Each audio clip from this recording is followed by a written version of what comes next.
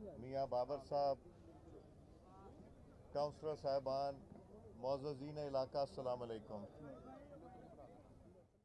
मैं आपको मुबारकबाद देता हूँ कि तकरीबन 12 किलोमीटर की ये नई गैस की लाइन पड़ रही है। चूँकि पुरानी लाइन में आप भी जानते हैं कि कहीं पानी आ जाता है, कहीं कहीं पानी के अलावा उसमें लीकेज हो जाती है, गटर के साथ वो गल जाता है। जो अब पाइप डल रहा है ये इंशाअल्लाह मेरा ख्याल है कम से कम 50-100 साल तो रहेगा।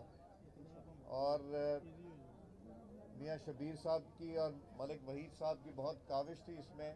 और आज हमारे साथ सुई गैस के महकमे के अफसरान भी तशरीफ़ रखते हैं, जो जिनका ख्याल है कि ये रमज़ान और मुबारक से पहले इंशाअल्लाह ये काम मुकम्मल हो जाएगा।